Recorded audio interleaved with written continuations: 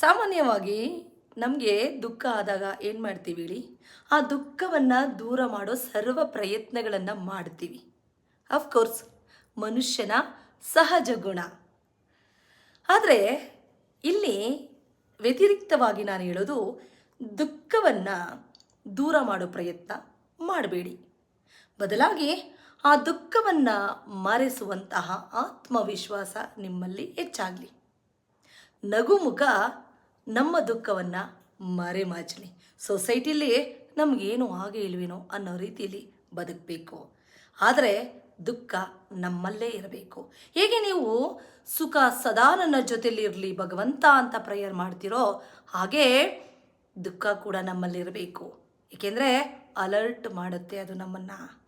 ನಾವೇನು ಮಾಡಬೇಕು, ಎಲ್ಲಿ ಎಡವಿದ್ದೀವಿ, ಯಾರು ಅವಮಾನಿಸಿದ್ರು, ಎಷ್ಟು ಬೆಳಿಬೇಕು, ಎಷ್ಟರ ಮಟ್ಟಿಗೆ ಬೆಳಿಬೇಕು, ಯಾವ ರೀತಿಯ ಸನ್ಮಾನಗಳನ್ನು ನಾವು ಸ್ವೀಕಾರ ಮಾಡಬೇಕು, ಯಾವ ರೀತಿಯ ಸನ್ಮಾನಗಳಿಗೆ ಸರಿಯಾದ ಉತ್ತರವನ್ನು ಸರಿಯಾದ ಸಮಯದಲ್ಲಿ ಕೊಡಬೇಕು ಅನ್ನೋದನ್ನು ದುಃಖ ಹೇಳ್ಕೊಡುತ್ತೆ, ಸುಖ ಅಲ್ಲ ಅಲ್ವಾ?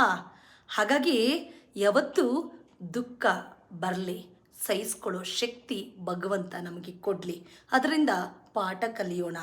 ಆ ಪಾಠ ನಮ್ಮಲ್ಲಿ ನಗುಮುಖವನ್ನು, ಮಂದಹಾಸವನ್ನು ಜಾಸ್ತಿ ಮಾಡಲಿ.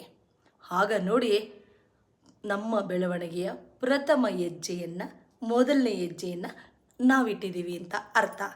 ನಿಮ್ಗೆ ಆ ಥರ ಅನಿಸೋದಿಲ್ವಾ? ಅನಿಸಿದ್ರೆ ಸಬ್ಸ್ಕ್ರೈಬ್ ಮಾಡಿಕೊಂಡು ಶೇರ್ ಮಾಡಿ.